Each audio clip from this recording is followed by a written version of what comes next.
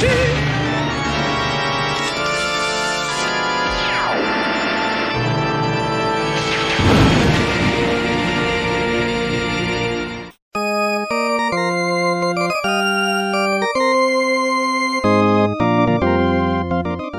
I just wanted to state at the outset that this video doesn't contain any sponsored content. All the boards featured in this video I paid for out of my own pocket. I did receive some boards from Mr. Tentacle, samples of his new revision. They feature briefly in the video, but they'll be getting their own video in the near future.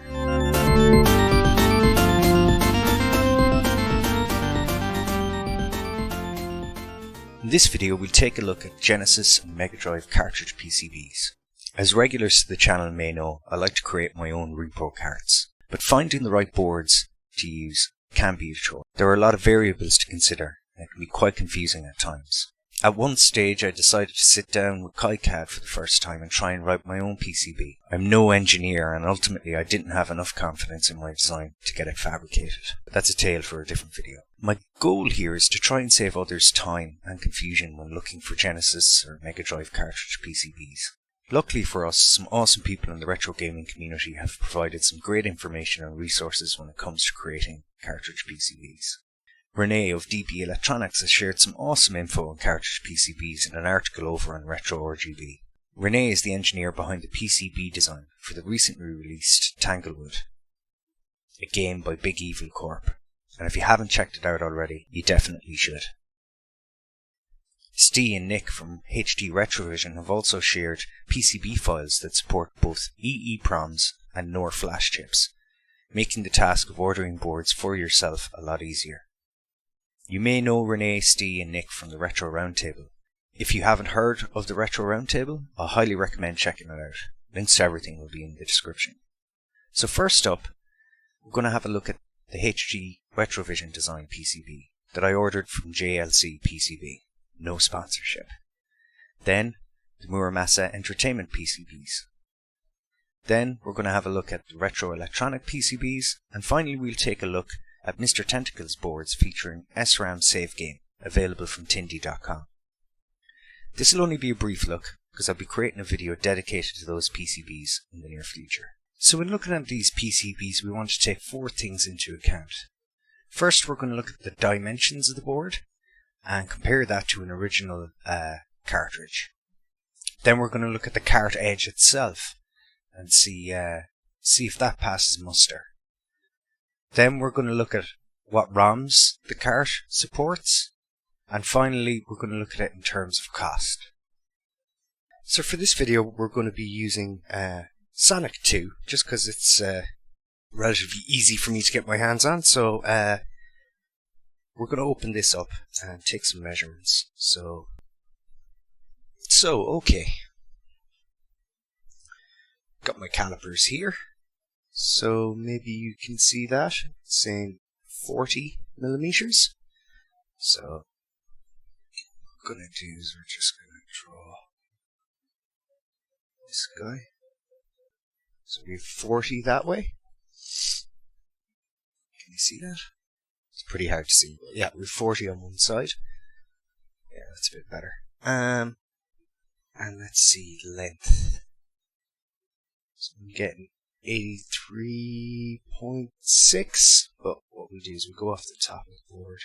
So yeah, it's about 83.6, 83.5. We go with 83.6 because that measurement came up twice. So 83.6. So you can see the thickness there is 1.4. So 1.4, 1.5 is kind of the ballpark. What I'm interested in is, did JLC PCB when they were fabbing get it right? So bang on, 1.4 thick. And width of the board is 39.8, which is close enough to the original 40. And then the length. This is important. These have to be kind of pretty close in order. Oh, look. 83.6, bang on to the original.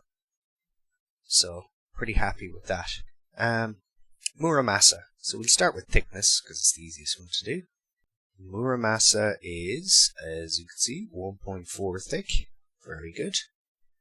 The width, I'm just going to do it this way because it's easier. Should be around 40. We're getting 39.2. That's okay. And this way,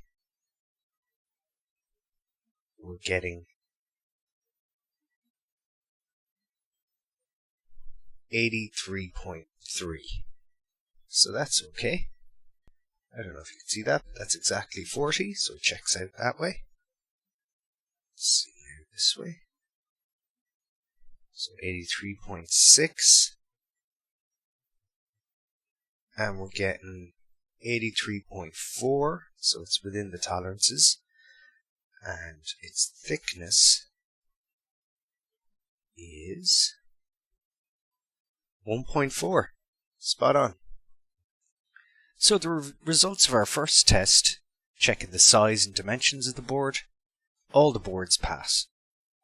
So moving on to our second test, the cartridge edge, we're going to use René's article here on RetroRGB as a guide to that, and again links to it will be in the description.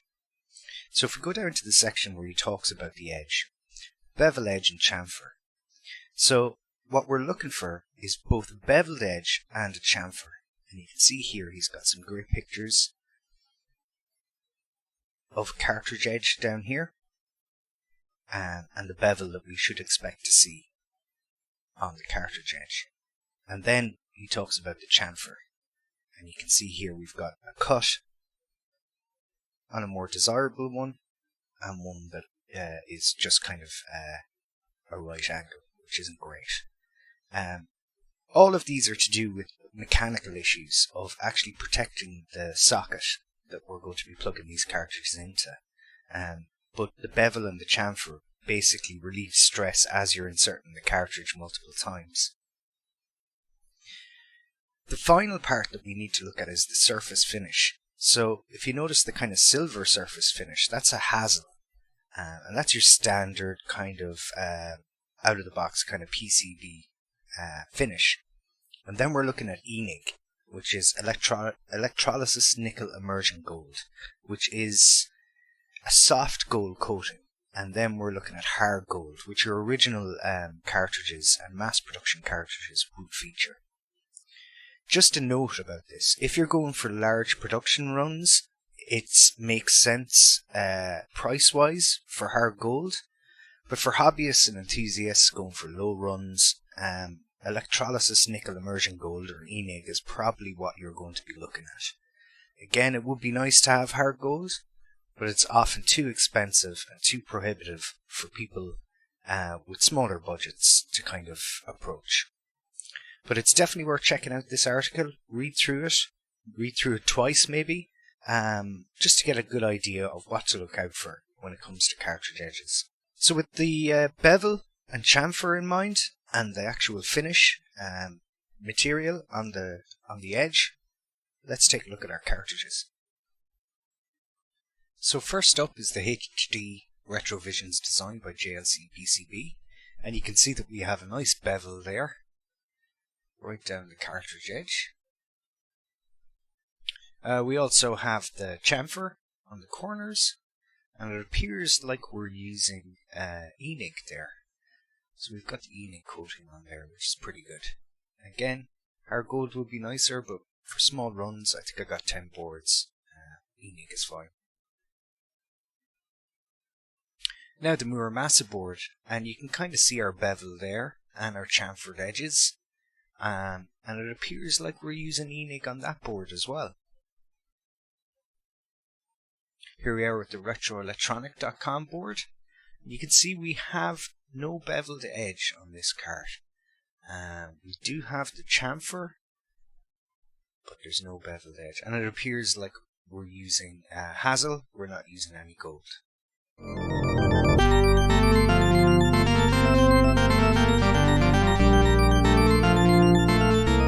The results of our second test show that the Muramasa passes, the HDretrovision design passes, but the Retroelectronik fails. So now for the third test, what kind of ROMs are supported by these boards? So again, starting with the HDretrovision's board, we have, you can see there, U1, the 27C400, 27C800, 27C160, and 27322. And they're basically all the EEPROMs from 512 kilobyte right the way up to 4 megabyte.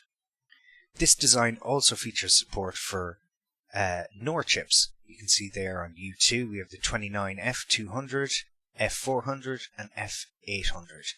So this somewhat future-proofs the board and kind of definitely gives it an advantage over its rivals.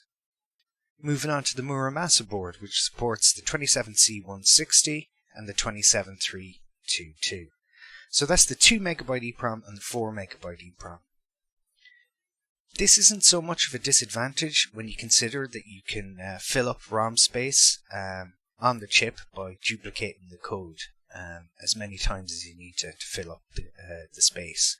So it's a bit more versatile than you'd first think. Moving on to the Retroelectronik.com board, and we have again support for everything from the 27C400 all the way up to the 322. So it's covering the full range of EEPROMs with this board. So the results of our third test for the ROM support show that the Muramasa passes. I've put it orange just because some people might find it slightly inconvenient to have to fill up the ROM space. The HDretrovision passes, but it also gets an A+ for its future-proof design, and the Retroelectronik is a solid pass. So the final thing we're going to look at with these boards is price. So first we'll start with the Muramasa. I ordered the Muramasa 6 boards for €32, including post and packaging, which worked out to be about €5.30 each. Then, the HDretrovision design I ordered from JLC PCB. I got 10 of them, and that cost me €32, including post and packaging. But then I was hit with a €21.9 import duty, as the boards came from China. So that left the final price at €5.45 per unit. Then the Retroelectronik.com boards. I got 10 of those. It was €35.10, and that included post and packaging, and that worked out to be €3.51 per unit. So there's a few things to consider as regards price. Really, when we were examining the cost or the price of the boards, we're also taking into consideration the features.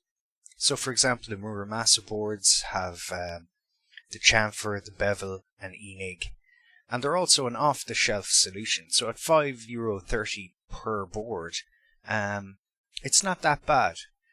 The HDretrovision design that I got fabricated by JLC PCB may be the most expensive, but it also meant that I could get the gold plating, the enig, I could get the chamfer, and I could get the bevel.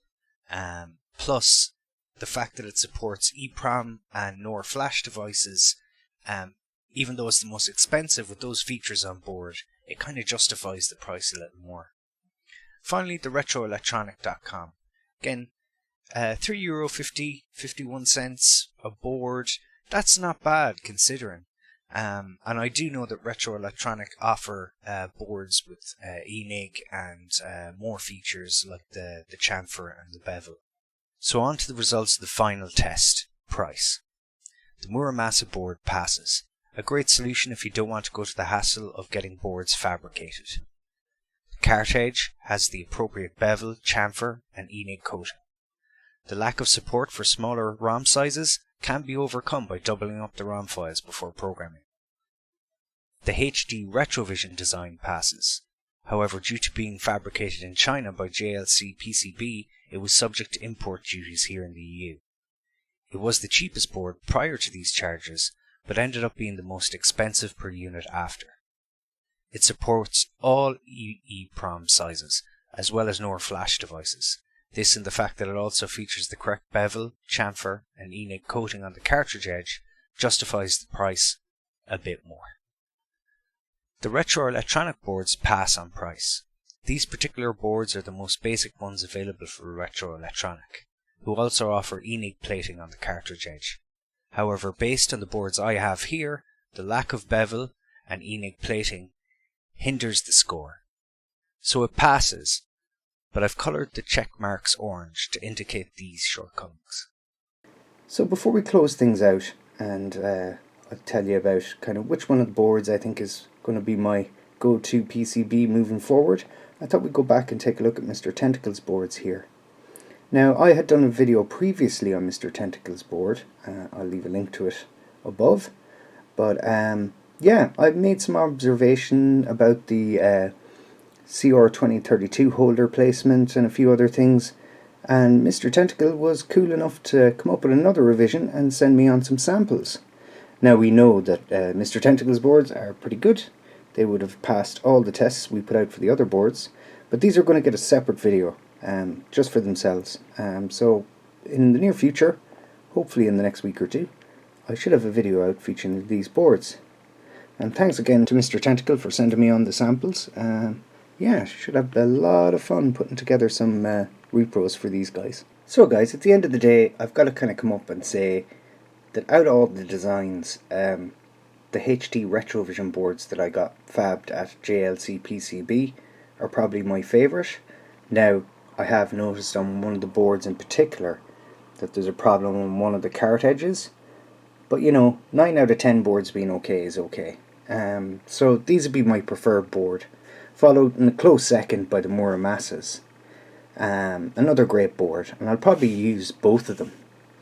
And then we have the Retroelectronik boards, which are fine as cheap boards go. They do the trick, but the fact that it is hazel plating rather than a gold plating brings them down a good bit. They're very compatible. I mean, they fit all ROM sizes, but that hazel finish and the lack of a bevel really does bring them down. None of these boards have the hard gold edge. It's just not feasible for hobbyists like myself to order boards in these quantities with hard gold. You want to really be ordering quite a few for it to be economical.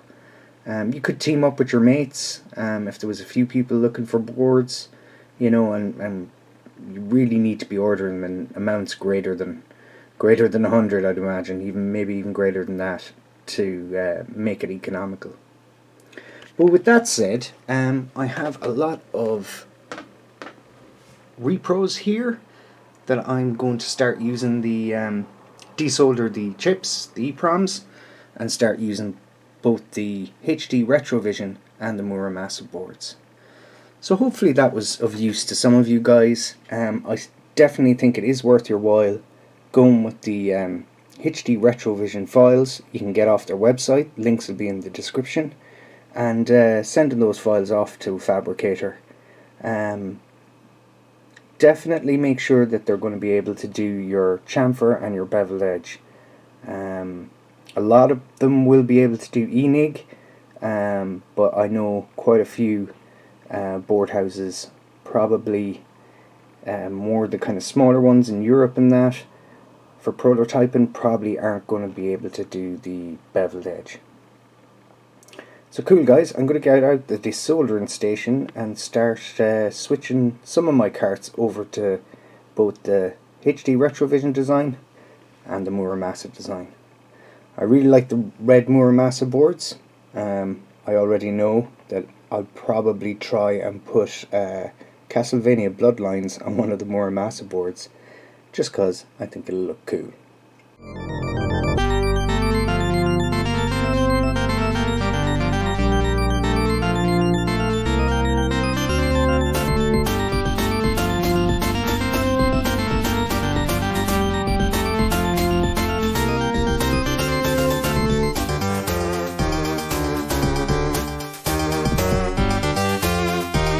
I also have to say that the Muramasa boards are really easy to solder. It was like spreading butter. They're really well designed. It nearly puts them in a tie for first place. They're that easy to work with. They really are great boards.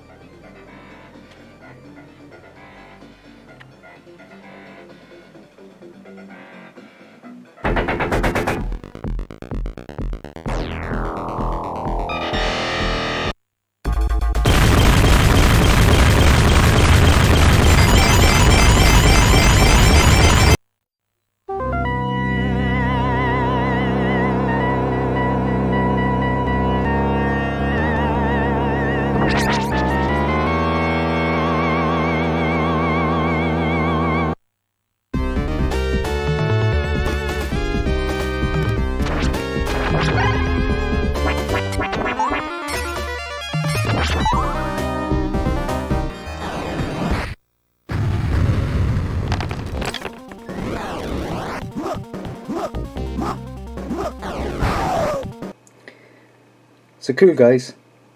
Thanks for tuning in. I'll chat to you all again